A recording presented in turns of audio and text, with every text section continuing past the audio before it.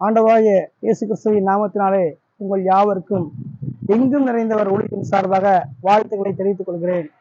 இந்த நாளில் ஒரு வசனத்தை நாம் தியானிக்கலாம். ரோமர் எழுதின புத்தகம் 12ஆம் அதிகாரம் 1ஆம் வசனத்தை தியானிக்கலாம். இன்றைக்கு செய்தியினுடைய தலைப்பு என்னவென்று சொன்னால், உண்மையான ஆராதனை எது என்கிற தலைப்பிலே நாம் தியானிக்கலாம். அது என்ன உண்மையான ஆராதனை என்று சொல்லி நம்ம நினைச்சலாம், பலவிதமான காரியங்களை யோசிக்கலாம்.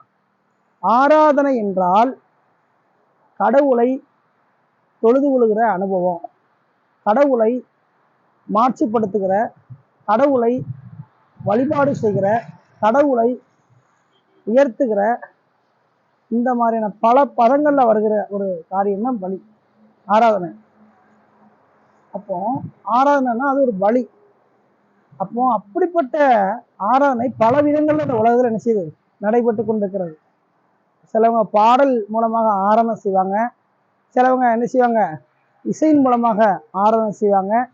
இன்னும் பலர் பலவிதமாக ஆராதனை என்ன செய்வாங்க, பல விதங்களை செயல்படுத்தி வெளிப்படுத்துவாங்க. நல்ல விஷயம் தான், இருக்கட்டும். இருந்தாலும் இதெல்லாம் இருந்தாலும் உண்மையான ஆராதனை எது என்று சொல்லி பார்க்கிற பொழுது, ரோமர் எழுதின புத்தகம் 12ஆம் அதிகாரம் 1ஆம் வசனம், சகோதரரே, நீங்கள் உங்கள் சரீரங்களை பரிசுத்தமும் தேவனுக்கு பிரியமும் ஜீவனுமான பலியாக ஒப்புக்கொடுங்கள், தேவனுடைய இரக்கங்களை முன்னிட்டு வேண்டிக் கொள்கிறேன், இதுவே நீங்கள் செய்யத்தக்க புத்தியுள்ள ஆராதனைன்னு சொல்லி சொல்கிறேன். அப்போ ஒரு உண்மையான ஆராதனைன்னா புத்தியோடு செய்யக்கூடிய ஒரு ஆராதனை தான் உண்மையான ஆராதனை. அப்போ அந்த உண்மையான ஆராதனையில என்ன வருதுன்னா புத்தி, உலக புத்தி இல்ல, தேவனுடைய புத்தி வருகிறது. அப்போ தேவனுடைய புத்தியை உணர்ந்து அதை வெளிப்படுத்தக்கூடிய ஒரு காரியம்தான் புத்தியுள்ள ஆராதனை. அப்போ இந்த புத்தியுள்ள ஆராதனையில என்னென்ன காரியங்கள் அடங்கும்னா, சரீரங்களை பரிசுத்தமான முறையில என்ன செய்யணும், படைக்க வேண்டும். கடவுளுக்கு நம்மையே மறந்து விட்டு கொடுத்து என்ன செய்யணும், படைக்க வேண்டும், தன்னுடைய சரீரத்தை படைக்க வேண்டும். அடுத்து இன்னொரு வசனம் இருக்கிறது, ஜீவ பலியாய் ஒப்பு கொடுக்க வேண்டும். ஜீவ பலினா உயிருள்ள பலியாக அப்படியே கொடுக்க வேண்டும். ஒரு சரீரங்களை பிழை இல்லாத கரை இல்லாத நிலையில படைக்கக்கூடிய அனுபவம். இரண்டாவதாக உயிருள்ள ஒரு பலியாக நம்மையே கடவுளுக்கு அர்ப்பணம் செய்கிற ஒரு நிலை. இது போன்ற காரியங்களை உண்மையாக செய்வதுதான் புத்தியுள்ள ஆராதனை என்று கர்த்தருடைய வார்த்தை சொல்லுகிறது. இன்றைக்கு நம்ம என்ன செய்யலாம், பாடல் மூலமா ஆராதனை பண்ணலாம், அல்லது நிறைய காரியங்கள் மூலமா வசனத்தை சொல்லலாம், அல்லது அவருடைய அன்பை என்ன நினைச்சு என்ன செய்யலாம், ஏதாவது ஒரு காரியங்களை புகழ்ந்து பாடலாம். இதுதான் ஆராதனை நினைக்கணும். கைகளை தட்டிதான் பாட்டு பிடிக்கிற ஆராதனை, இல்லை அமைதியா படிக்கிறதா ஆராதனை நினைக்கணும். அது ஆராதனை நம்ம சொல்றோம். இருந்தாலும் வேதத்தின்படி உண்மையான புத்தியுள்ள ஆராதனை எது என்றால், சரீரங்களை பரிசுத்தமும் தேவனுக்கு பிரியமான ஜீவ பலியாக ஒப்பு கொடுக்க வேண்டும். இதுதான் புத்தியுள்ள ஆராதனை. இப்போ தேவன் அந்த பலியை அவர் விரும்பக்கூடியவராய் பிரியப்படக்கூடியவராய் என்ன செய்யணும், இருக்கணும்.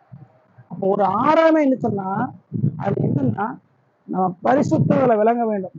நம்முடைய சரீரங்களை பரிசுத்தமும் தேவனுக்கு பிரியம் நிறைந்த உயிருள்ள பலியாக தானம் செய்ய வேண்டும்.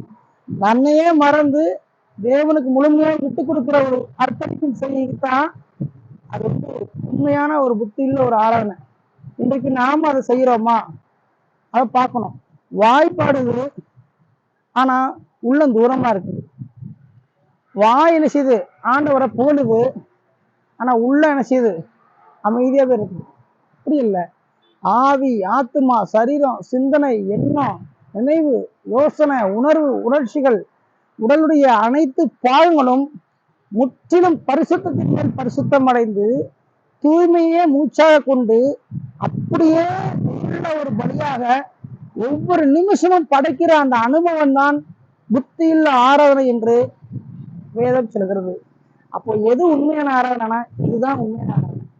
சரி, இந்த ஒரு புத்தியுள்ள ஆராதனைய யார் வெளிப்படுத்தினாங்க அப்படின்னு சொல்லி பார்க்கும் பொழுது, பைபிள்ல பவுலடிகளை பார்க்கலாம். அவர் ஒவ்வொரு திருச்சபைகளுக்கும் அவர் என்ன செய்யறாரு, கடிதங்களை எழுதுகிறார்.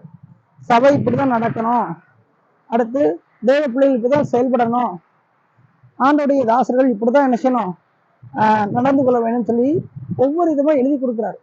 கொடுத்துட்டே இருக்கும் பொழுது அல்ல ரோமாபுரிங்கிற ஒரு இடத்துல உள்ள சபைக்கு அவர் குறிப்பிட்டு சொல்றாரு, எது உண்மையான ஆராதனை அப்படின்னா உங்களுடைய உள்ளார்ந்த காரியங்களை, உங்களுடைய சரீரமான காரியங்களை பரிசுத்தமாகவும் உயிருள்ள பலியாகவும் முற்றிலுமாய் தேவனுக்கு பிழை இல்லாமலும் கரை இல்லாமலும் உங்களே படைப்பதுதான் புத்தியில ஆராதனை, அதை செய்யுங்க அப்படின்னு சொல்லி நினைச்சாரு, ஆலோசனை ஒப்பு கொடுக்கிறார்.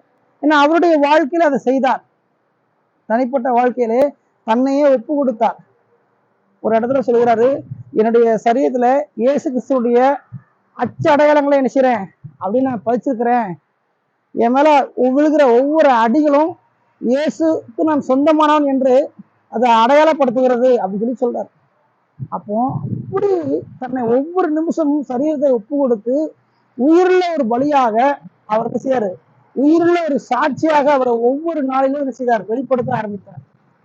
அப்போ தேவனிடத்துல பேசுவது, தேவனிடத்துல உறவாடுவது, தேவனை பார்ப்பது, தேவனுடைய சித்தத்தை அறிந்து நடப்பது, தேவனை ஒன்றித்து உலாவு வருவது, ஒன்றாய் இசைந்து இருக்கிறது, இப்படிப்பட்ட ஒரு அனுபவம் தான் உயிரூட்டம் நிறைந்த அனுபவம். இப்போ ஒரு டீப்லைட் இருக்கு அப்படின்னா அது கடையில இருந்தா அது என்ன செய்யும், சும்மாதான் இருக்கும். ஆனா அது வெளிச்சம் ஆகணும்னா கரண்ட உள்ள புகுத்தினாதான் அது உயிர் வந்த மாதிரி விஷயம் வெளிச்சம் கொடுக்கும். அதே போல நம்ம வெறுமனே ஆராதனை பண்ணிட்டு பாட்டு படிச்சுட்டு போறது உண்மையான ஆராதனை, புத்தியில் ஆராதனை செயல்படாது, இருக்காது. அந்த ஆவியானவரோட இணைந்து அவர் நமக்குள்ள செய்யணும், செய்யணும், ஆளுகை செய்யணும், உள்ள புகுந்து செய்யணும், அவருடைய கருத்தை வெளிப்படுத்தணும்.